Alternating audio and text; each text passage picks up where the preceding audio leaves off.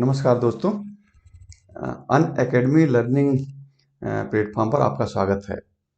जैसा कि आप जानते हैं कि अन एकेडमी वो इंडिया का लार्जेस्ट लर्निंग प्लेटफॉर्म है। इससे जुड़कर किसी भी परीक्षा की तैयारी आप अपने घर रहकर कर सकते हैं। यदि आप अन एकेडमी से जुड़ते हैं तो आपको daily live classes, live test and quizzes, structured courses तथा अनलिमिटेड एक्सेस का लाभ प्राप्त होगा। जैसा कि आप जानते हैं कि अन एकेडमी पर देश के टॉप एजुकेटर्स जुड़े हुए हैं, जिसमें सुदर्शन गुर्जर हैं, मुंडल पटेल हैं, प्रकाश कुमार हैं, मुदित गुप्ता हैं, रोमन सैनी हैं, आयुष सांगी हैं, अमन शर्मा हैं, दीपांशु सिंह हैं, आशीष मलिक जैसे एजुकेटर्स जुड़े हुए हैं। इसके अलावा और बहुत सारे टॉप मोस्ट एजुकेटर्स अन एकेडमी पर जुड़े हुए हैं। तो यदि आप अन एकेडमी से जुड़ते हैं, अन एकेडमी को सब्सक्राइब करते हैं, तो इन तमाम टॉप मोस्ट एजुकेटर्स के नॉलेज और एक्सपीरियंस का लाभ लेकर आप अपने सिविल सर्विसेज के ड्रीम टारगेट को बड़ी आसानी से इजीली अचीव कर सकते हैं। I am N P Shukla, chairman Apeksha IAS from Prayagraj. I am guiding civil aspirants for the last 17 years for polity and constitution, for prelims and mains examination. I also guide civil aspirant for international relation. I also conduct classes for interview for civil aspirant. Teaching and reading is my passion, my hobby. जैसा कि आप जानते हैं कि अन academy जो है वो 15,500 से ज्यादा कोर्सेस UPSC CSC के लिए ओ लेवल कराती है। इन कोर्सेस से आप तभी जुड़ पाएंगे जब सबसे पहले आप अन एकेडमी को सब्सक्राइब करेंगे, अन एकेडमी का सब्सक्रिप्शन लेंगे। और यदि आप अन एकेडमी का सब्सक्रिप्शन लेते हैं तो आपको जो सुविधाएं प्राप्त होंगी उसमें पॉलिटी है, गवर्नेंस है, IR है, ज्योग्राफी है, साइंस एंड टेक्नोलॉजी है, NCERT समरी है, हिस्ट्री है, ऑप्शनल कोर्सेस हैं, इन्वायरमेंट एंड इकोलॉजी है, आर्ट एंड कल्चर है, करंट अफेयर्स हैं, इंडियन इकोनॉमी है, प्रैक्टिस एंड स्ट्रेटजी है, आंसर राइटिंग कोर्सेस। ये तमाम कोर्सेस की सुविधाएं आपको मिलने लगेंगी। अन एकेडमी से जुड़ने के लिए सबसे पहले आपको अन एकेडमी ऐप को डाउनलोड करना होगा, जो गूगल के प्ले स्टोर पर उपलब्ध है। अन एकेडमी के द्वारा जब आप अन एकेडमी से जुड़ेंगे तो अन एकेडमी के द्वारा UPSC CSC परीक्षा की तैयारी के लिए 2 तरह के कोर्सेस उपलब्ध हैं। एक अन एकेडमी प्लस, दूसरा अन एकेडमी आइकॉनिक।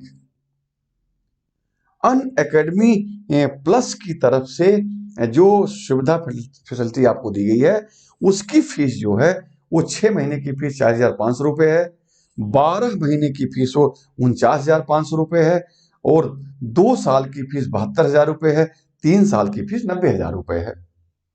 लेकिन इसके साथ साथ अन एकेडमी के द्वारा ये सुविधा प्रदान की गई है कि यदि आप मेरे कोड NPS 10 का यूज करते हैं इन कोर्सेस में शामिल होने के लिए, तो इस पर आपको 10% का डिस्काउंट दिया जाता है अन एकेडमी के द्वारा।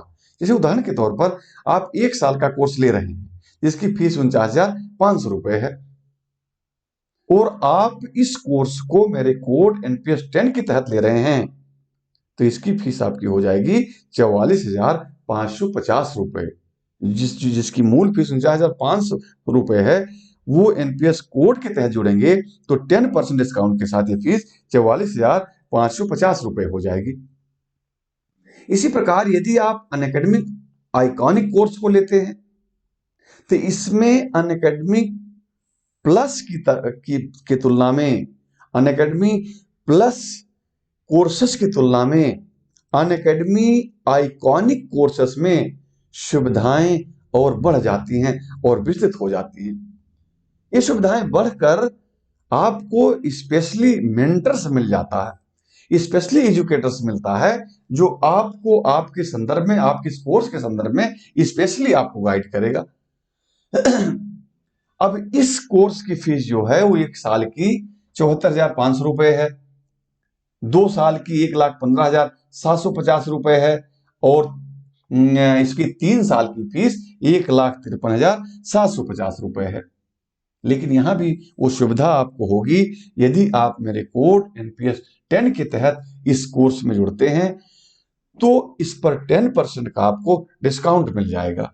जो 12 महीने की फीस 74,500 रुपए है, वो NPS 10 कोड के तहत जुड़ेंगे तो ये फीस आपकी हो जाएगी 67,050 रुपए।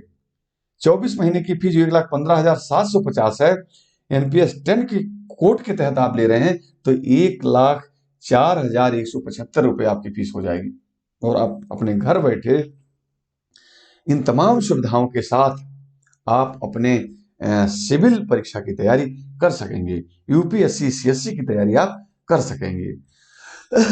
अनअकैडमी के द्वारा इस नए सत्र में बहुत सारे बैचेस, बहुत सारे कोर्सेज को लेकर लॉन्च किए गए हैं, जिसमें 6 month courses for UPSC CSC, complete 1 year batch course for UPSC CSC 2022 को टारगेट करते हुए, इसी प्रकार complete 2 years GS batches courses for UPSC CSC 2023 को टारगेट करते हुए, और इसी प्रकार NCERT batches for UPSC CSC prelims के लिए जो NCERT को बेस बनाते हुए ये बैच अनाउंस किया गया है।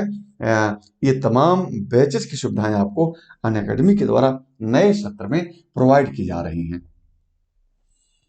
अब अनअकैडमी जो है वो प्लस और आइकॉनिक का एक सम्मिलित प्रोग्राम लेके आई है, जिसमें यदि कोई स्टूडेंट मतलब अपने ऑप्शनल का UPSC CSC के लिए प्लस कोर्स और GS के लिए आइकॉनिक कोर्स लेना चाहता है तो इसकी सम्मिलित कोर्स की फीस जो है वो 1 साल की 88,750 रुपए है, 2 साल की 1,31,510 रुपए है, 3 साल की 1,67,220 रुपए है। दूसरी तरफ अगर इन दोनों कोर्सों को अनअकैडमी प्लस के तहत लिया जाता है, मतलब ऑप्शनल और UPSC CSC GS का, तो इसकी फीस 1 साल की फीस जो है वो 70,103 रुपए है, 2 साल की फीस इसकी जो है वो 99,680 रुपए है, और 3 साल की फीस 1,21,200 रुपए ये डिसाइड की गई है अनअकैडमी की तरफ से। दोस्तों, हम लोगों ने अभी तक देखा कि भारत को वर्तमान स्वरूप में लाने के लिए 4 स्तरों पर प्रयास किए गए। उन प्रयास के बाद भारत जो अपने स्वरूप को अख्तियार किया, तो उसमें जो 4 स्तर पर प्रयास किए गए थे, उससे पहले तो देशी रियासतों को भारत में मिलाया गया। उस मिलाने की प्रक्रिया का अध्ययन हम लोगों ने किया। विभिन्न यूरोपीय उपनिवेशों जो फ्रांस के अधीन थे, जो पुर्तगाल के अधीन थे, उन्हें किस तरह से जन्म संग्रह के माध्यम से, अंतर्राष्ट्रीय न्यायालय के माध्यम से, पुलिस कार्रवाई के माध्यम से कैसे कैसे मिलाया गया, उनका अध्ययन हम लोगों ने किया। उसके बाद कुछ अन्य क्षेत्रों को भारत में कैसे मिलाया गया। कुछ अन्य क्षेत्रों का मतलब मैंने आपको कल बताया था कि वैसे क्षेत्र जो भारत के मुख्य भूभाग से कटे हुए थे, जैसे सिक्किम था, तो सिक्किम को भारत में मिलाने के लिए किस प्रक्रिया का अनुसरण किया गया, किस तरीके से उसे भारत में मिलाया गया। लक्षद्वीप को कैसे भारत में मिलाया गया, या अंडमान निकोबार द्वीप समूह जो भारत के मुख्य भूभाग से कटा हुआ था, उससे किस प्रक्रिया के द्वारा भारत में मिलाया गया, या उस पर आरंभ किसका नियंत्रण था, फिर किसने होल्ड अप किया, फिर अंग्रेजों ने कैसे उसे प्राप्त किया, और फिर भारतीय संघ में उसे कैसे मिलाया गया। इन सारी चीजों का अध्ययन हमने विस्तृत रूप से मतलब लास्ट लेक्चर में किया था। अब भारत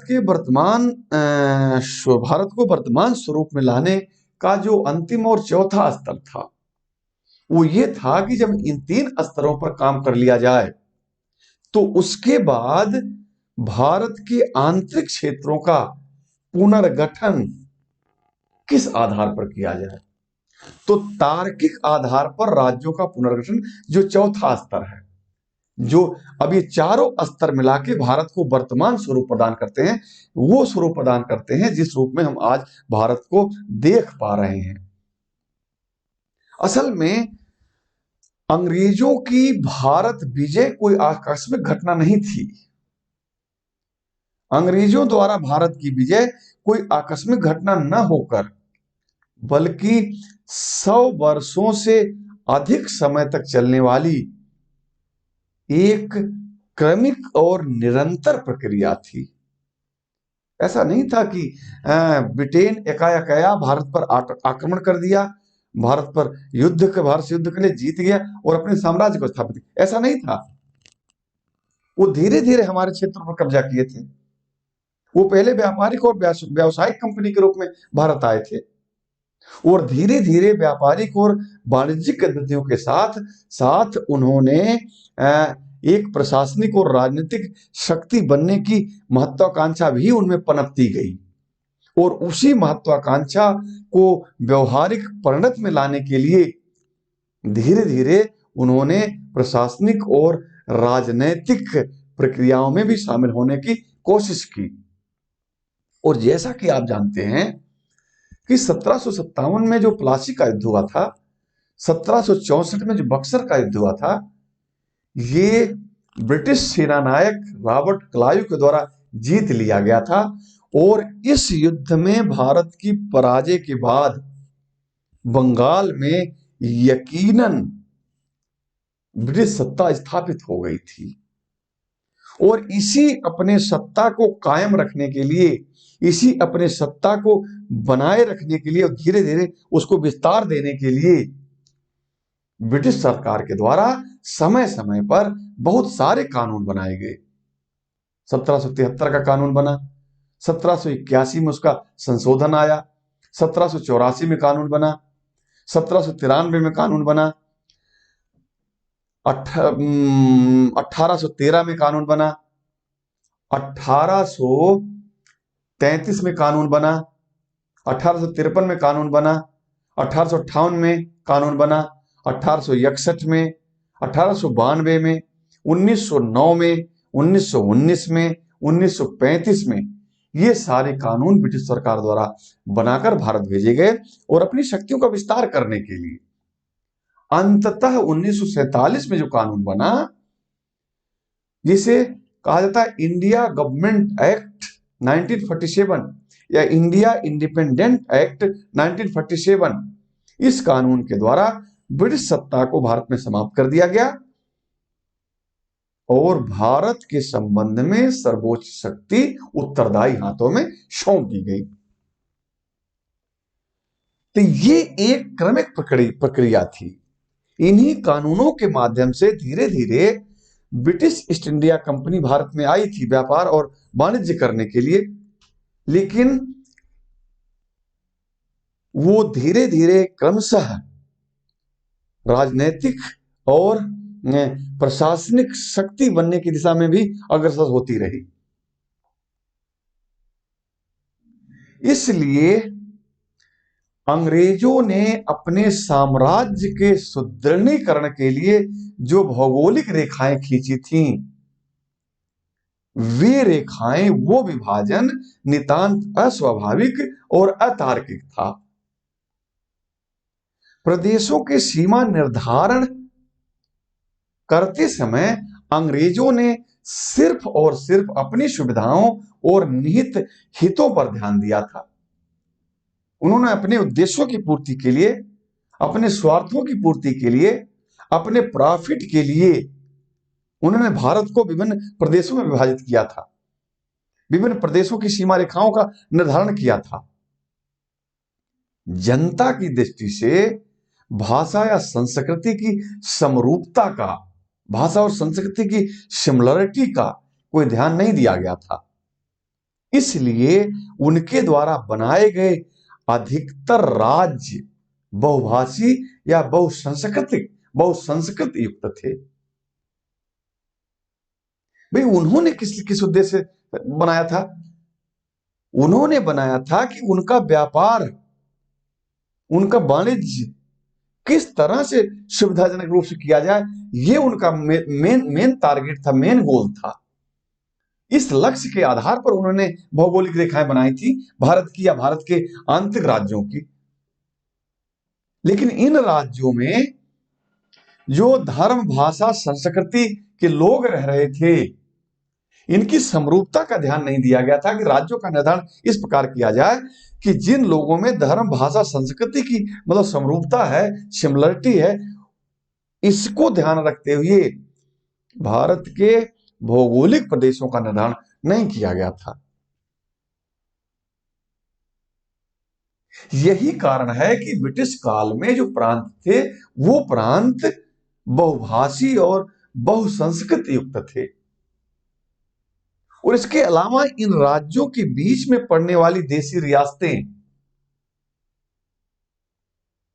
इस व्यवस्था को और बेमेल बना रहे थे, क्योंकि देशी रियासतों में शासन प्रणाली एक अलग तरह की थी, इन राज्यों में शासन प्रणाली एक अलग तरह की थी। ये राज्य पहले ही विविधताओं से, डाइवर्सिटी से भरे हुए थे, भाषा, संस्कृति, रहन सहन, रीति रिवाज को लेकर। तो ये सारी व्यवस्था जो अंग्रेजों ने की थी, ये इस पूरी व्यवस्था को और बेमेल, अतार्किक और अस्वाभाविक बना रही थी।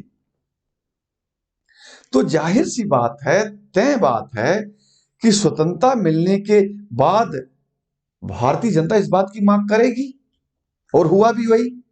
स्वतंत्रता मिलने के साथ ही देश के समक्ष भाषा के आधार पर राज्यों के पुनर्गठन की मांग की जाने लगी कि राज्यों का पुनर्गठन जो किया जाए वो भाषा और संस्कृति के आधार पर किया जाए। जिन लोगों के द्वारा राज्यों का पुनर्गठन भाषा व संस्कृति के आधार पर की जा रही थी, इसकी मांग की जा रही थी, उनके पास एक मजबूत तर्क थे। भाषाई आधार पर प्रांतों के गठन के पक्ष में मजबूत तर्क थे, शक्तिशाली तर्क थे, उनके आधार भी मजबूत थे। जो राज्य भाषा के आधार पर राज्यों के पुनर्गठन की मांग कर रहे थे, उनका यह कहना था कि भाषा लोक संस्कृति से बहुत गहरे तौर पर जुड़ी होती है। भाषा के माध्यम से हम अपनी संस्कृति की अभिव्यक्ति करते हैं, इसलिए जनता की भावनाओं, विचारों एवं रीति रिवाजों पर इसका गहरा असर होता है, इसका गहरा प्रभाव पड़ता है। भाई, अगर एक ही राज्य में एक ही भाषा संस्कृति के लोग होंगे, तो चूंकि उनकी अपनी स्पेशल भाषा, संस्कृति, लिपि, रीति रिवाज, परंपरा, कस्टम, प्रथा है, तो इसका उनके भावनाओं, विचारों, रीति रिवाजों पर प्रभाव पड़ेगा। अगर इसी में और दूसरे रीति रिवाज के लोगों को, दूसरे भाषा और संस्कृति के लोगों को मतलब इसी में घुसा दिया जाए, तो जाहिर सी उसमें एक बेमेलता पैदा हो जाएगी। और दूसरी बात यह है कि आम जनता के लिए लोकतंत्र तभी सार्थक हो सकता है जब राजनीति और प्रशासन उस भाषा के माध्यम से संचालित हों, उस भाषा के माध्यम से चलाए जाएं जिसे वह ठीक से समझती हो। यही कारण था कि 1919 के बाद जब आम जनता बड़े पैमाने पर राष्ट्रीय आंदोलन में भाग लेने लगी, तब कांग्रेस ने अपना कामकाज राष्ट्रीय भाषा में करना आरंभ कर दिया। कांग्रेस ही एकमात्र भारत का दल था, एकमात्र भारत की पार्टी थी। 1921 में इन सारी मांगों को देखते हुए कांग्रेस ने अपने संविधान में संशोधन करते हुए अपनी क्षेत्रीय शाखाओं को भाषाई आधार पर पुनर्गठित किया, तथा कांग्रेस ने बार बार यह दोहराया कि वह भाषाई आधार पर प्रादेशिक सीमाओं के पुनर्गठन के लिए कमिटेड है, प्रतिबद्ध है। वो ऐसा करेगी। स्वतंत्रता के बाद कांग्रेस ऐसा करेगी। किंतु स्वतंत्रता मिलने के बाद भारतीय राष्ट्रीय नेतृत्व ने इस मुद्दे पर नए सिरे से सोचना आरंभ किया। अनेक कारणों, जैसे विभाजन के बाद उत्पन्न हुई गंभीर प्रशासनिक, आर्थिक और राजनीतिक समस्याओं के कारण कांग्रेसी नेतृत्व भाषा के आधार पर राज्यों के पुनर्गठन के अपने वादे को तुरंत लागू करने से कतराने लगा, क्योंकि उन्हें महसूस हुआ कि इस काम से ज्यादा जरूरी काम है पहले राष्ट्र की एकता को मजबूत करना। क्योंकि उस समय जो देश की स्थिति थी, देश में जो अराजक और अशांति का वातावरण व्याप्त था, फैला हुआ था, पहले उससे निपटने की जरूरत है। इसलिए आरंभ में उन्होंने जो अपना कमिटमेंट किया था कि भाषा या संस्कृति के आधार पर उन राज्यों का पुनर्गठन करेंगे, जो जनता की मांग थी, जनता की डिमांड थी, उसे कतराने लगी। राष्ट्रीय नेतृत्व का यह विचार था कि अभी कुछ समय के लिए पहला काम राष्ट्रीय एकता को मजबूत करना होना चाहिए, क्योंकि देश की आंतरिक सीमाओं के पुनर्निर्धारण के जटिल कार्य को अभी अपने हाथ में लेने का कोई भी प्रयास प्रशासनिक और आर्थिक विकास को ठप कर सकता है। अभी देश खाद्यान्न के संकट से जूझ रहा था, आर्थिक संकटों से जूझ रहा था, मेडिकल फैसिलिटीज से जूझ रहा था, तमाम महामारियां उसमें फैला करती थी। तो पहले तो देश का जो प्राथमिक काम था वो ये था कि इन चुनौतियों से निपटा जाए। उसके बाद इस मुद्दे पर विचार किया जाएगा, या भाषा या संस्कृति के आधार पर राज्यों के पुनर्गठन के मुद्दे पर विचार करते हुए राज्य उसके बाद आगे बढ़ने को सोचता। अब उपरोक्त दृष्टिकोण के तहत संविधान के आरंभ में राज्यों का विभाजन बहुत तर्कसंगत आधार पर न करते हुए यथास्थिति को बनाए रखने का ज्यादा प्रयास किया गया। जो जैसे था उसको बनाए रखते हुए पहले आर्थिक विकास, प्रशासनिक विकास की दिशा में काम करने का निर्णय के राष्ट्रीय नेतृत्व ने किया। 1949 ईस्वी में संविधान सभा ने भारत का जो राज्य क्षेत्र निर्धारित किया उसमें 4 प्रकार के राज्यों को शामिल किया गया था। भाग का के राज्य, भाग खा के राज्य, भाग गा के राज्य तथा भाग घा के राज्य। भाग का में उन राज्यों को शामिल किया गया था जो भारत शासन अधिनियम 1935 में प्रांत कहे गए थे, जिनकी अपनी सरकारें थी, जिनमें गवर्नरों की नियुक्ति होती थी। भाग खा में बड़े आकार की देशी रियासतों को शामिल किया गया था, जिन देशी रियासतों के प्रमुखों को राज्य हेड ऑफ स्टेट का दर्जा दिया गया था, राज्य प्रमुख का दर्जा दिया गया था, जिसमें हैदराबाद देशी रियासत थी, जूनागढ़ देशी रियासत थी, जम्मू कश्मीर देशी रियासत थी, त्रावणकोर था। तो ऐसी बड़ी और बिगड़ैल देशी रियासतों को भाग खा के राज्यों में शामिल किया गया। भाग गा में उन छोटी रियासतों को तथा ऐसे क्षेत्रों को शामिल किया गया था जो ब्रिटिश शासन के अंतर्गत चीफ कमिश्नरी के अधीन प्रशासित होने वाले राज्य थे। ब्रिटिश सरकार ने जिसका इस्तेमाल, जिसका प्रशासन यूटीज के रूप में किया था। वर्तमान में जो यूटीज हैं, यूनियन टेरिटरी हैं, संघ राज क्षेत्र हैं, जिस प्रकार से उनका शासन केंद्र के द्वारा किया जाता है, उसी प्रकार से भागगा में उन छोटी देशी रियासतों को शामिल किया गया था जिन पर, या चीफ कमिश्नरी क्षेत्रों को शामिल किया गया था जिन पर वायसराय जो है वो शासन करता था एज ए यूनियन टेरिटरी की तरह। भाग घा का निर्माण अर्जित राज्य क्षेत्रों के लिए किया गया था।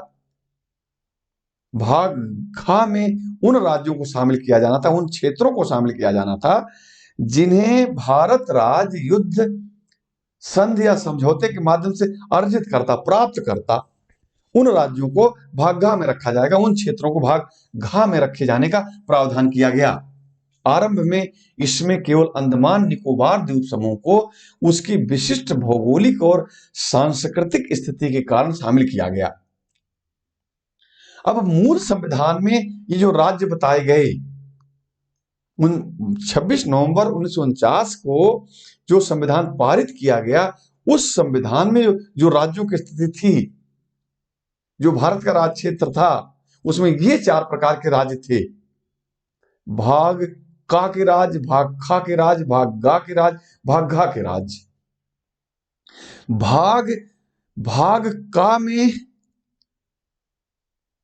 संविधान के पार्ट 6 के अंतर्गत जो अनुच्छेद थे, अनुच्छेद 152 से लेके 137 तक का प्रावधान जिन राज्यों को लिए किया गया था, जिसमें असम था, बिहार था, बंबई था, मध्य प्रांत था, मद्रास था, उड़ीसा था, पंजाब था, संयुक्त प्रांत था और पश्चिम बंगाल।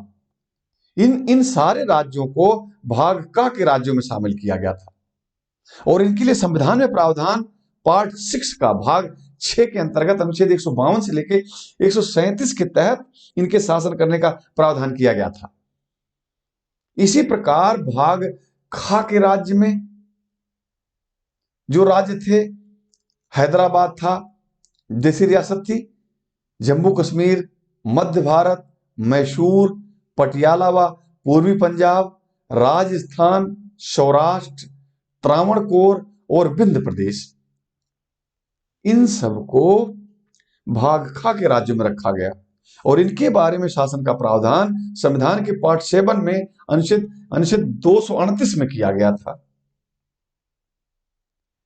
इसी प्रकार भाग गा के राज्य थे, जिनका प्रावधान संविधान के भाग 8 के अनुच्छेद 239 से लेकर 242 में किया गया है, जिसमें अजमेर, भोपाल, बिलासपुर, कूच बिहार, कुर्ग, दिल्ली, हिमाचल प्रदेश, कच्छ, मणिपुर और त्रिपुरा को रखा गया था, इन्हें शामिल किया गया था। और भाग घा राज्य मतलब अनुच्छेद संविधान का भाग 9 अनुच्छेद 243, इसमें अंडमान निकोबार द्वीप समूह को रखा गया। लेकिन आगे चलकर राज्य पुनर्गठन अधिनियम 1956 के द्वारा इन राज्यों के स्टेटस को बदला गया। पहली बात तो ये 4 प्रकार के राज्य थे, ये विभाजन वर्गीकरण समाप्त किया गया और केवल 2 प्रकार के राज्य क्षेत्रों का प्रावधान किया गया। एक को राज्य कहा गया, प्रांत कहा गया, और दूसरे को यूटीज कहा गया, यूनियन टेरिटरी कहा गया, संघ राज्य क्षेत्र कहा गया। अब चूंकि आप जानते हैं कि भाषा के आधार पर राज्यों के पुनर्गठन की मांग बड़ी बलवती होती जा रही थी, इस मांग को लेके एक बड़ी डिमांड आ रही थी। इस मांग को लेके जनता आंदोलन करने के लिए भी तैयार थी।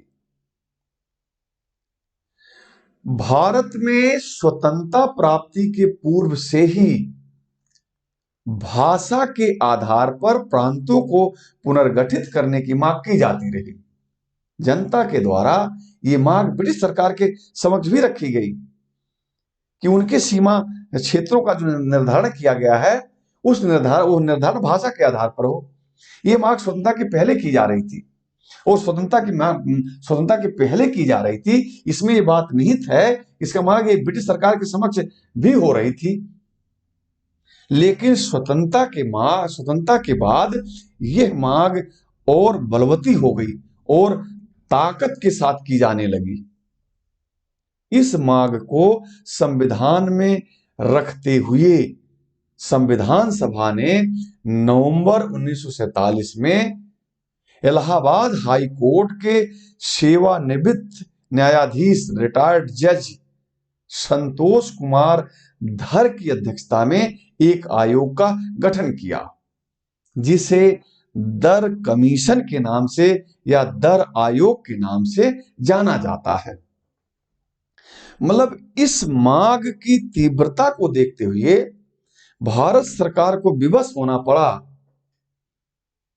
एक आयोग का गठन करने के लिए, जो इस मांग पर विचार करे विचार करते हुए भारत सरकार के समक्ष सिफारिश करे कि क्या भाषा और संस्कृति के आधार पर राज्यों का पुनर्गठन किया जाना चाहिए।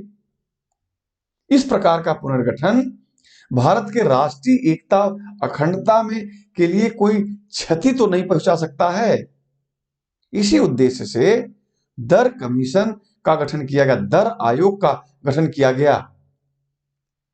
दर आयोग से भाषाई आधार पर राज्यों के गठन की वांछनीयता का मूल्यांकन करने को कहा गया कि अगर राज्यों का गठन भाषा के आधार पर किया जा रहा है तो वो भाषा के आधार पर गठित राज्य भारत के लिए वांछनीय होंगे कि नहीं होंगे, उपयोगी होंगे कि नहीं होंगे, उपादेय उपयुक्त होंगे कि नहीं होंगे, इसका मूल्यांकन करने को कहा गया। और मूल्यांकन करते हुए अपनी सिफारिश भारत सरकार के समक्ष प्रस्तुत करने को कहा गया।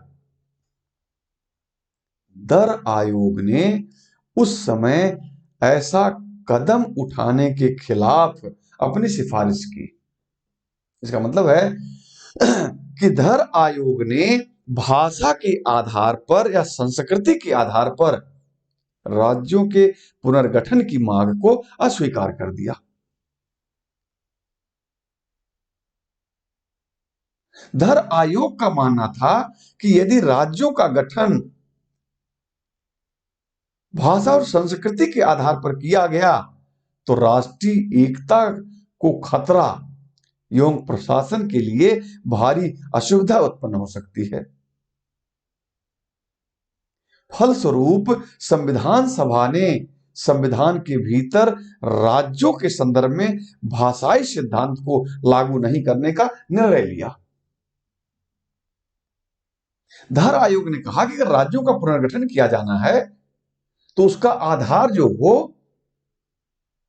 वो प्रशासनिक सुविधा और वित्तीय स्वावलंबन, मतलब प्रशासनिक सुविधा और वित्तीय और आर्थिक स्वावलंबन के आधार पर राज्यों का पुनर्गठन किया जाए, ये आधार लिया था दर आयोग ने। और इन आधार पर राज्यों का पुनर्गठन करने की सिफारिश उसने की थी संविधान सभा के समक्ष। लेकिन चूंकि कमीशन के द्वारा, दर आयोग के द्वारा राज्यों के पुनर्गठन की इस मांग को स्वीकार नहीं किया गया, इसलिए जनता में आंदोलन और तीव्र हो गया। इस आंदोलन की तीव्रता को देखते हुए दर आयोग की सिफारिशों की समीक्षा करने, उसने जो कहा है सही है कि गलत है, और भाषाई आधार पर राज्यों के पुनर्गठन के मामले पर विचार करने के लिए 1948 के कांग्रेस के जयपुर अधिवेशन में 3 सदस्यों वाली एक समिति का गठन किया गया। फिर उसी मुद्दे पर विचार करने के लिए एक समिति का गठन किया गया। इनके तीनों सदस्यों जवाहरलाल नेहरू, सरदार वल्लभ भाई पटेल तथा पट्टाभी सीतारमैया के नाम पर यह समिति जेवीपी समिति के नाम से प्रसिद्ध हुई। कहने का मतलब है कि दर आयोग की सिफारिश की समीक्षा करने और भाषाई आधार पर राज्यों के पुनर्गठन के संबंध में सुझाव देने के लिए जिस 3 सदस्यीय समिति का गठन किया गया था, उस समिति में सदस्य के तौर पर जवाहरलाल नेहरू, सरदार वल्लभ भाई पटेल तथा पट्टाभी सीतारमैया शामिल थे। और इस समिति का गठन कांग्रेस ने अपने कांग्रेस के अधिवेशन जयपुर जो 1948 में मतलब आयोजित किया गया था, जिसकी अध्यक्षता की थी पट्टाभी सीतारमैया ने, वही निर्णय लिया गया। उसी सेशन में, कांग्रेस के सेशन में निर्णय लिया गया कि दर आयोग ने जो सिफारिश की है वो सही है कि गलत है, इसकी समीक्षा की जानी चाहिए और पुनः भाषाई आधार पर राज्यों का पुनर्गठन किया जाए कि न किया जाए, इस पर एक सिफारिश करने के लिए, एक रिपोर्ट देने के लिए जेवीपी समिति का गठन किया गया। इस समिति ने अपनी रिपोर्ट 1949 में कांग्रेस कार्यकारिणी के समक्ष प्रस्तुत की। इसमें कहा गया था कि अभी कुछ वर्षों के लिए भाषाई आधार पर राज्यों के पुनर्गठन को स्थगित किया जाना चाहिए। इसका मतलब है कि जेवीपी समिति ने भी दर आयोग की सिफारिशों का अनुमोदन करते हुए, उस पर अपनी सहमति जताते हुए, उसने भी अपनी रिपोर्ट में सिफारिश की कि राज्यों का पुनर्गठन धर्म, भाषा व संस्कृति के आधार पर नहीं किया जाना चाहिए, अभी कुछ समय के लिए फिलहाल, जब तक देश जो है वो आर्थिक और प्रशासनिक विकास के कार्य में लगा हुआ है, तब तक उसी पर फोकस हो। अभी देश के सामने जो चुनौती है वो राष्ट्र की एकता और अखंडता की, क्योंकि उस समय कई राज्यों के द्वारा भारत से अलग होकर अलग राज्य, संप्रभु राज्य बनाने की मांग की जा रही थी। तो ऐसी मांग को दबाने के लिए अभी काम किए जाने की जरूरत थी। इसलिए समिति ने सुझाव दिया कि भाषा और संस्कृति के आधार पर राज्यों का पुनर्गठन नहीं किया जाना चाहिए, और यही सुझाव दिया था दर आयोग ने भी। इसका मतलब था कि जेवीपी समिति ने दर आयोग की सिफारिशों को स्वीकार करते हुए उसने भी भाषा व धर्म के आधार पर राज्यों के पुनर्गठन के प्रस्ताव को अस्वीकार किया। समिति ने सुझाव दिया कि पहले देश की एकता और आर्थिक संपन्नता पर ध्यान दिया जाना चाहिए। पहले देश को सिक्योरिटी प्रदान की जाए, देश को इकोनॉमिकल प्रॉस्पेरिटी प्रदान की जाए, ताकि हर व्यक्ति को रोटी मिल सके। उस समय तमाम खाद्यान्न संकट उत्पन्न था। हम दूसरे देशों पर आश्रित थे अपने खाद्यान्न संकट की पूर्ति के लिए, अपने खाद्यान्न की पूर्ति के लिए। तो ऐसे समय में भाषाई आधार पर, धार्मिक आधार पर राज्यों के पुनर्गठन की तुलना में ये मुद्दे ज्यादा प्राथमिक थे, ज्यादा प्रायोरिक थे, तो इन पर ध्यान दिया जाना चाहिए। इस प्रकार की सिफारिश की थी जेवीपी समिति ने। जेवीपी समिति की रिपोर्ट के बाद जैसे ही इसे 1949 में कांग्रेस कार्यकारिणी ने स्वीकार किया कि भाई बात तो सही है, अभी हमारा ध्यान इन इश्यू पर होना चाहिए ताकि देश को विकास की दिशा पर आगे ले जाया जा सके। आगे चलकर हम इन मुद्दों पर भी विचार कर लेंगे। लेकिन जैसे ही भारत सरकार ने, क्या नाम है, जेवीपी समिति की रिपोर्ट के बाद को कांग्रेस कार्यकारिणी ने स्वीकार किया, पूरे देश में राज्यों के पुनर्गठन के लिए एक व्यापक जन आंदोलन शुरू हो गए। जनता सड़कों पर आने लगी, क्योंकि बहुत दिनों से भाषा के आधार पर राज्यों के पुनर्गठन की मांग को वो अपने सीने में दबाए हुए थी। खास तौर पर तेलुगु भाषी क्षेत्रों में भाषा के आधार पर राज्यों के पुनर्गठन की मांग जोर पकड़ने लगी। विशेष रूप से मद्रास राज्य के तेलुगु भाषी लोगों के द्वारा तेलुगु भाषी क्षेत्र को मद्रास राज्य से अलग करने के लिए एक बड़ी सशक्त और गंभीर मांग उठाई गई। यह मांग करीब 50 वर्षों से लोकप्रिय थी और इसे सभी राजनीतिक दलों का भी समर्थन प्राप्त था। विख्यात स्वतंत्रता सेनानी तथा दिग्गज कांग्रेसी कार्यकर्ता पोट्टी श्रीरामल्लू ने अलग आंध्र राज्य की मांग पर आमरण अनशन आरंभ कर दिया, और पोट्टी श्रीरामल्लू ही भाषाई आधार पर, मतलब मद्रास राज्य से तेलुगु भाषी क्षेत्रों को अलग करके आंध्र राज्य बनाने की मांग के लिए जो आंदोलन हो रहा था, उस आंदोलन को नेतृत्व प्रदान कर रहे थे पोट्टी श्रीरामल्लू। उन्होंने अपनी इस मांग को लेकर आमरण अनशन आरंभ कर दिया। जब सरकार इस पर जो है सरकार पर ये और प्रभाव नहीं दिखा, कि सरकार उनकी मांगों को मानने के लिए कहीं भी लचीला रुख ले रही है, तो उन्होंने आमरण अनशन आरंभ कर दिया और दुर्भाग्य से 56 दिनों के आमरण अनशन के पश्चात 15 दिसंबर 1952 को पोट्टी श्रीरामल्लू की मृत्यु हो गई। उनकी मृत्यु ने पूरे आंध्र प्रदेश में व्यापक आक्रोश भड़का दिया। जैसी उनकी मृत्यु हुई, जैसे ही सूचना जनसामान्य के बीच पहुंची, आंदोलन और हिंसक और तीव्र हो गया, जिसके परिणत प्रदर्शनों, हिंसा, दंगों और हड़तालों में बदल गई। जनता हिंसक हो गई, आंदोलन क्रुद्ध हो गया, क्रूर हो गया, तीव्र हो गया। इसे कंट्रोल करना, इसे नियंत्रित करना जैसे नामुमकिन सा लगने लगा। इन्हीं परिस्थितियों का आकलन करते हुए तत्कालीन प्रधानमंत्री जवाहरलाल नेहरू ने 1 अक्टूबर 1953 को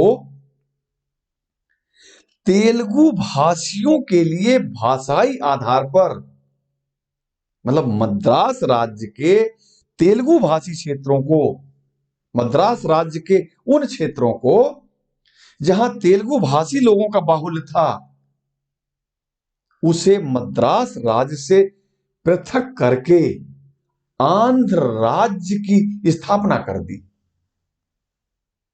इस प्रकार आंध्र प्रदेश भाषा के आधार पर निर्मित भारतीय संघ का पहला राज्य था।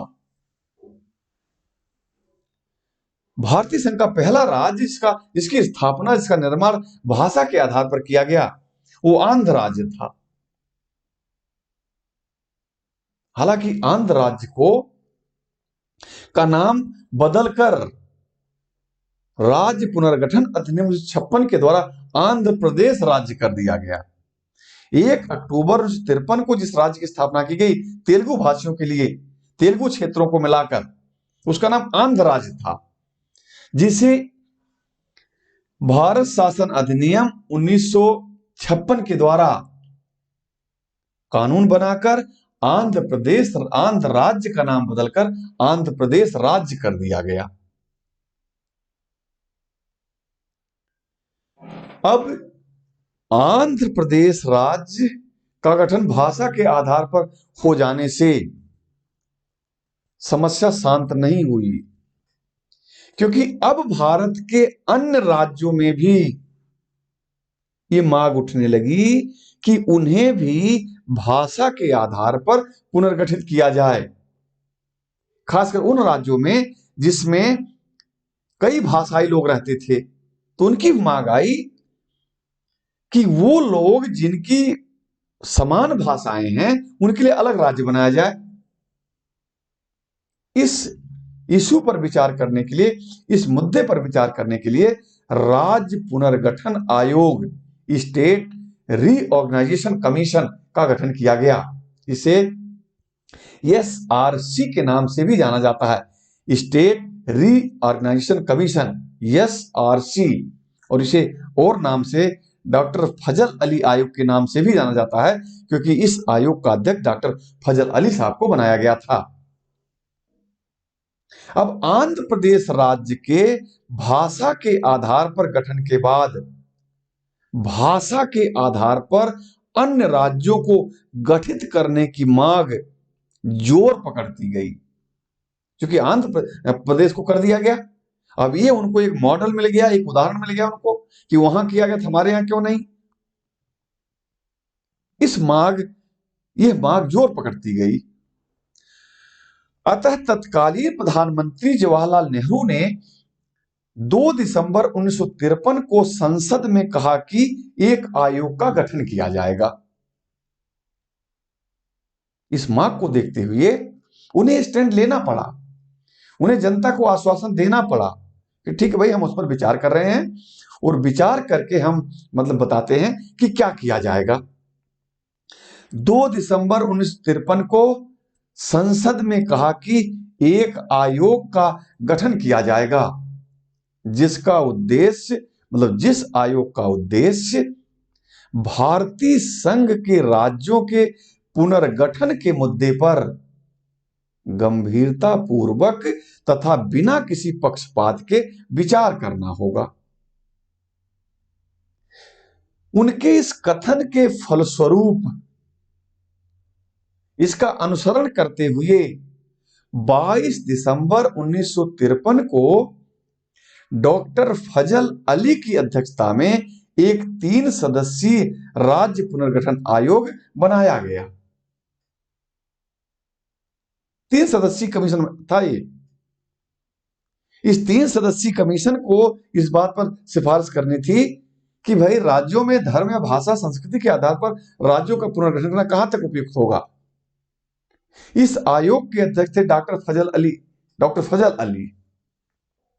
इसके अन्य सदस्यों में जो 2 और सदस्य थे, चूंकि 3 सदस्यीय था, जो 2 अन्य सदस्य थे उसमें सरदार के.एम. पडिक्कर तथा डॉक्टर हृदयनाथ कुंजरू शामिल थे। इस आयोग ने 30 दिसंबर 1955 को अपनी रिपोर्ट भारत सरकार के समक्ष प्रस्तुत की।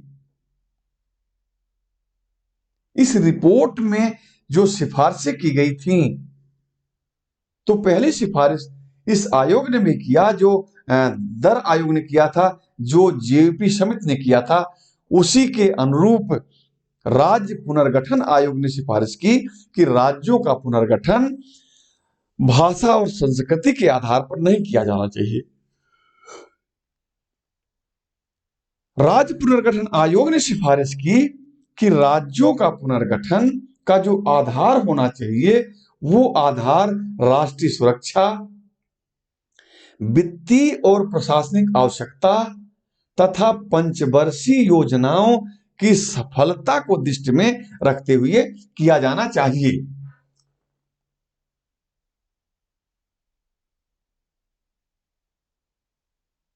आयोग ने सिफारिश की कि राज्यों को जो 4 वर्गों में विभाजित किया गया है उसे समाप्त किया जाए।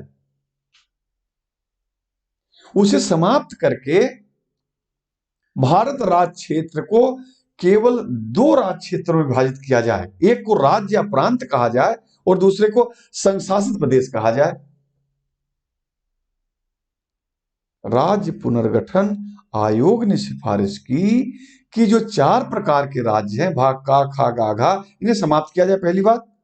और दूसरी बात, केवल 2 प्रकार के राज्य क्षेत्र, एक 16 राज्यों का राज्य क्षेत्र हो और दूसरा 3 संघ शासित प्रदेशों का राज्य क्षेत्र हो। राज्य पुनर्गठन आयोग ने 16 प्रांतों और 3 संघ शासित प्रदेशों के गठन करने की सिफारिश की। राज्य पुनर्गठन आयोग की रिपोर्ट पर देश के कई भागों में बड़ी तीव्र और तीखी प्रतिक्रिया होने के बावजूद भी आयोग की संस्तुतियों को मोटे तौर पर स्वीकार कर लिया गया और थोड़े बहुत फेरबदल के साथ इसे शीघ्र लागू भी कर दिया गया।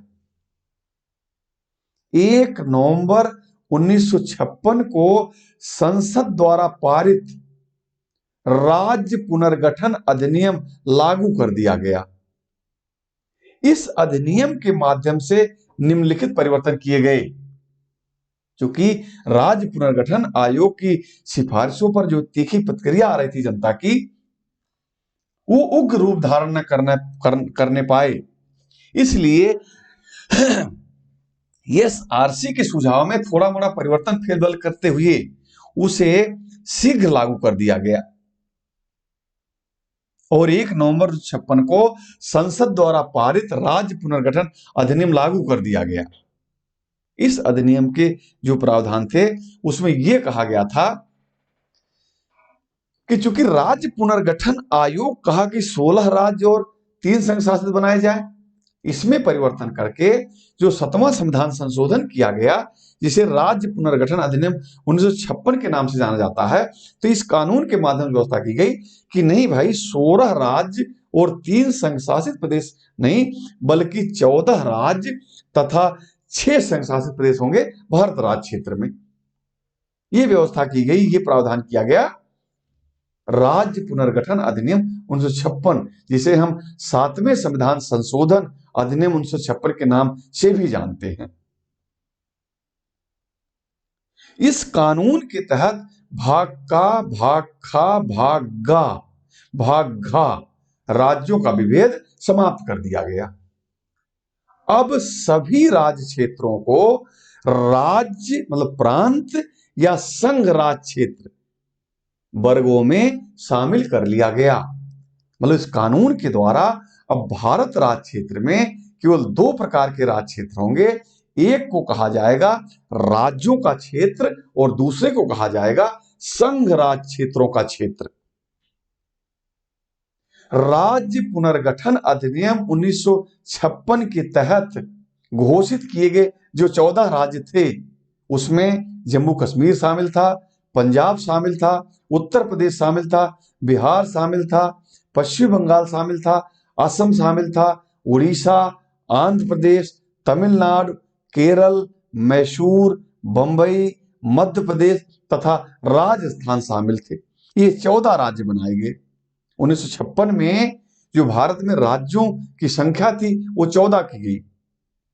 इसी प्रकार राज्य पुनर्गठन अधिनियम 1956 के तहत जो एसआरसी ने सिफारिश की थी 3 संघ शासित राज्य बनाए जाएं, उसे बदल कर 7वें संविधान संशोधन 1956 के द्वारा राज्य पुनर्गठन अधिनियम 1956 के तहत 6 संघ शासित राज्य स्थापित किए गए, बनाए गए। 6 संघ शासित प्रदेश बनाए गए, जिसमें हिमाचल प्रदेश शामिल था, दिल्ली, मणिपुर, त्रिपुरा, अंडमान निकोबार द्वीप समूह, लक्काद्वीप व मिनिकॉय द्वीप समूह, ये 6 थे शामिल थे। तो इस प्रकार 1956 में भारत का जो स्वरूप था उसमें 14 राज्य, 14 पूर्ण राज्य और 6 संघ शासित प्रदेश शामिल थे। 1956 के बाद जो राज्य निर्मित हुए, राज्य पुनर्गठन अधिनियम भी राज्यों के पुनर्गठन के प्रश्न का अस्थायी समाधान नहीं कर सका था।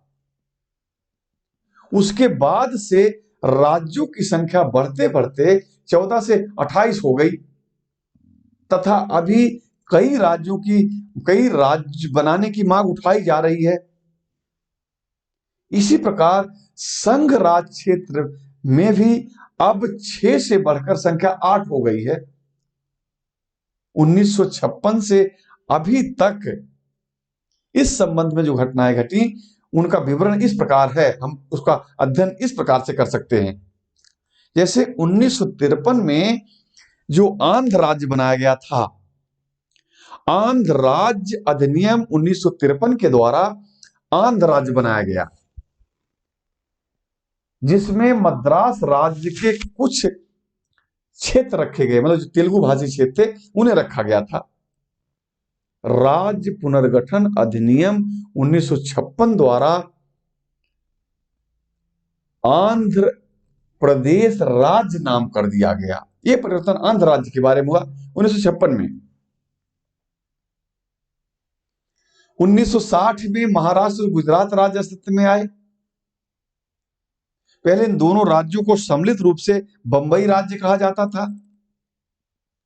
तो बंबई राज्य पुनर्गठन अधिनियम 1960 एक कानून का नाम है। इस कानून के द्वारा बंबई प्रांत को भाषा के आधार पर 2 राज्यों में विभाजित किया गया। मराठी भाषा के आधार पर महाराष्ट्र और गुजराती भाषा के आधार पर गुजरात राज्य अस्तित्व में आया। इसी प्रकार 1961 में दादरा एवं नागर हवेली को केंद्र शासित प्रदेश का दर्जा दिया गया। 1962 में नागालैंड के संबंध में परिवर्तन किया गया। 1962 में नागालैंड राज्य अधिनियम के तहत नागालैंड को असम राज्य से अलग करके स्वतंत्र राज्य बनाया गया। पहले यह छठी अनुसूची में शामिल जनजाति क्षेत्र था नागालैंड, जो असम का हिस्सा था। मतलब असम का जो जनजाति बाहुल क्षेत्र था उसे छठवीं अनुसूची में शामिल करके उसे जनजाति क्षेत्र कहा गया था। लेकिन 1962 में नागालैंड राज्य अधिनियम नामक कानून बनाकर नागालैंड को एक पूर्ण राज्य बनाते हुए उसे असम से पृथक कर दिया गया। 1962 में ही पांडिचेरी, गोवा, दमन दीव को केंद्र शासित प्रदेश बनाया गया। 1966 में हरियाणा अस्तित्व में आया। पंजाब पहले से था। पंजाब में भी इस बात की मांग चल रही थी भाषा के आधार पर। तो पंजाब स्वयं में एक राज्य था जहां पुनर्गठन के लिए भाषाई आधार को लागू नहीं किया गया था। लेकिन अकाली दल के नेतृत्व में कुछ सिख समूहों और जनसंघ के नेतृत्व में कुछ हिंदू संगठनों ने भाषा के मुद्दे पर आंदोलन चलाया। इस आंदोलन को देखते हुए 1966 में तत्कालीन प्रधानमंत्री श्रीमती इंदिरा गांधी पंजाबी और हिंदी भाषा के आधार पर 2 राज्यों के विभाजन के लिए तैयार हो गई। तो पंजाब राज्य पुनर्गठन अधिनियम 1966 के माध्यम से पंजाब और हरियाणा 2 अलग अलग राज्य बना दिए गए और नवनिर्मित शहर चंडीगढ़ को केंद्र शासित प्रदेश बना दिया गया तथा इसी शहर को पंजाब और हरियाणा की संयुक्त राजधानी भी बना दिया गया। 1970 में हिमाचल प्रदेश के बारे में प्रावधान। 1970 में हिमाचल प्रदेश अधिनियम के तहत इसे संघ शासित प्रदेश की सूची से निकालकर पूर्ण राज्य का दर्जा बनाया गया। 1971 में मेघालय, मणिपुर और त्रिपुरा के बारे में संबंध। इसके लिए कानून बनाया गया था पूर्वोत्तर क्षेत्र पुनर्गठन अधिनियम 1971 और इस अधिनियम के द्वारा, इस कानून के द्वारा मणिपुर, त्रिपुरा तथा मेघालय को राज्यों की सूची में शामिल किया गया। राज्यों की सूची में शामिल करने का तात्पर्य है कि इन्हें पूर्ण राज्य का दर्जा दे दिया गया। 1974 और 75 में सिक्किम के साथ जो घटनाक्रम हुआ उसकी चर्चा मैंने पिछले लेक्चर पर किया था। 1974 में 35वें संविधान संशोधन के तहत सिक्किम को सहयोगी राज्य के रूप में भारतीय राज्य क्षेत्र में शामिल किया गया, जबकि 36वें संविधान संशोधन 1975 के तहत इसे पूर्ण राज्य का दर्जा दे दिया गया। इसी प्रकार 1986 में मिजोरम राज्य की समस्या को सॉल्व किया गया। 1986 में मिजोरम राज्य अधिनियम बनाकर मिजोरम राज्य को पूर्ण राज्य का दर्जा दिया गया। 1986 में ही अरुणाचल प्रदेश की समस्या का समाधान। अरुणाचल प्रदेश राज्य अधिनियम 1986 के माध्यम से अरुणाचल प्रदेश को पूर्ण राज्य का दर्जा प्रदान किया गया। 1987 तक जो गोवा संघ शासित प्रदेश था, 1987 में गोवा दमन दीव पुनर्गठन अधिनियम के माध्यम से गोवा को दमन दीव से अलग करते हुए उसे पूर्ण राज्य का दर्जा प्रदान कर दिया गया, जबकि दमन दीव को अलग से संघ राज्य क्षेत्र बनाए रखा गया। 2000 में 3 राज्य अस्तित्व में आए। राज्य पुनर्गठन अधिनियम 2000 के द्वारा उत्तर प्रदेश से उत्तराखंड को, मतलब उत्तर प्रदेश का पुनर्गठन किया गया। उत्तराखंड अस्तित्व में आया। इसी प्रकार मध्य प्रदेश राज्य पुनर्गठन के द्वारा छत्तीसगढ़ अस्तित्व में आया। बिहार राज्य पुनर्गठन के द्वारा झारखंड अस्तित्व में आया। तो 2000 में 3 राज्य क्रमशः छत्तीसगढ़ जो मध्य प्रदेश से काट के बनाया गया, उत्तराखंड जो उत्तर प्रदेश से काट के बनाया गया, झारखंड जो बिहार से काट के बनाया गया, ये 3 राज्य अस्तित्व में आए। 2019 में जम्मू कश्मीर के बारे में परिवर्तन। अनुच्छेद 370 के तहत जैसा कि आप जानते हैं कि जम्मू कश्मीर को एक विशेष राज्य का दर्जा दिया गया था। इस विशेष राज्य के दर्जे को हटा दिया गया और जम्मू कश्मीर को शेष राज्यों या संघ शासित प्रदेशों के समान स्टेटस प्रदान कर दिया गया। जम्मू कश्मीर को जो पूर्ण राज्य का दर्जा प्रदान किया गया था, उसके पूर्ण राज्य के दर्जे को के स्तर को छीन लिया गया, उसे हटा दिया गया और जम्मू कश्मीर राज्य को दो संघ शासित प्रदेशों में, एक लद्दाख और दूसरा जम्मू और कश्मीर नाम के दो संघ शासित प्रदेश बना दिए गए। लद्दाख जो विदाउट लेजिस्लेचर, जबकि जम्मू और कश्मीर विथ लेजिस्लेचर नाम का राज्य बनाया गया। तो ये सारा प्रावधान किया गया राज्यों के पुनर्गठन को लेके, कैसे कैसे विभिन्न राज्य अस्तित्व में आए, उनके नाम कब परिवर्तित किए गए और कौन कौन नए राज्य अस्तित्व में आए। थैंक यू दोस्तों। अनअकैडमी कम्बैट में एक स्कॉलरशिप, फ्री स्कॉलरशिप टेस्ट का आयोजन है और इसमें जो है एक करोड़ का पूल बनाया गया है। जो भी इस स्कॉलरशिप टेस्ट में विनर होगा उसे इस 1 करोड़ के धनराशि में सहभागिता प्रदान की जाएगी, वो इसमें सहभागी होगा और इसे प्राप्त कर सकेगा। 28 फरवरी 2021 को दिन में 11 बजे इस प्रतियोगिता का आयोजन किया गया है। यदि आपको मेरा लेक्चर अच्छा लगा हो तो प्लीज इसे लाइक करें, शेयर करें और सब्सक्राइब करें, ताकि ये और लोगों तक ये बातें पहुंच सकें। ठीक है, थैंक यू वेरी मच।